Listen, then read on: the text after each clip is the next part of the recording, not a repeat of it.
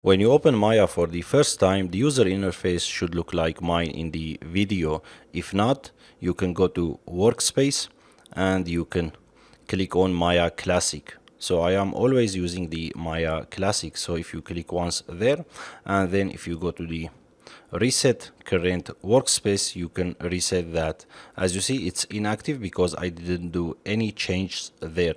So I can click and drag there, or I can move the modeling toolkit and turn that off.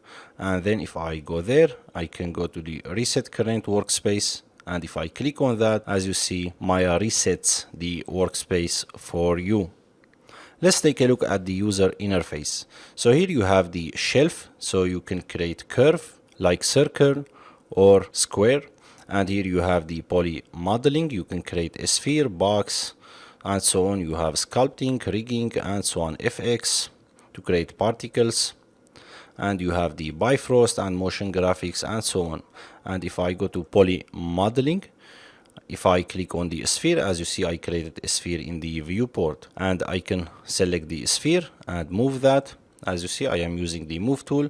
I can select the rotate tool to rotate that. I can select the scale tool to scale that. You can hit W on the keyboard to select the move tool, and if you hit E on the keyboard, you can select the rotate tool, and if you hit R on the keyboard, you can select the scale tool. And let's select that and delete that.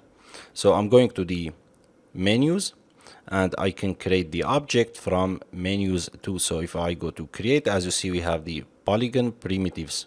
So I can create the sphere from here too. You can create gear, anything you want from this menu. Let's click on the sphere.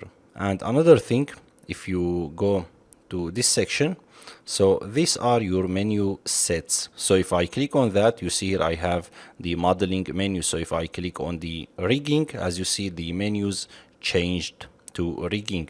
And if I click on animation, as you see, I get another menus there, FX, another menus, and rendering, another menus too. And in Maya, every menu you can tear that off. So if I click on that, as you see, I teared that off. I can go to the create and polygon primitives, and I can tear that off to work faster. As you see, I can click and create the object from there too. This is so powerful in Maya. Let's take a look at the navigation in Maya. So if you hold Alt on the keyboard and left mouse button, you can rotate the camera.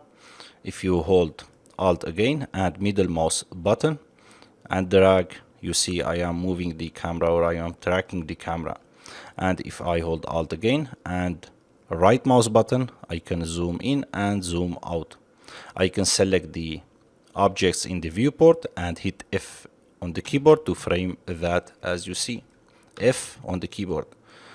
And if you come over this section, you see if I click on these 4 panes, so as you see, I can split the viewport to 4 views. Here we have the top and the side. So how I can enter inside the top view? So if I hover the mouse over the top view and hit space on the keyboard, as you see now I am inside the top view. If I want to exit that, I can hit space again. Now I am outside that. I can go there to the perspective view and hit space. Now I am inside the perspective view. And here you see we have the channel box. So you can click on this button to open the channel box. And here you can move the box. So for example, if I set that to 10, sorry, the cone, I am moving that. I can rotate that from here 50 degree, as you see. Or you can hold Control on the keyboard and middle mouse button and drag. As you see, I am moving that. So you need to select the rotate, for example, Y, and hold Control and the mouse in the viewport. And now if I hit middle mouse button and drag, as you see, I am rotating this selected attribute. And here you have the attribute editor.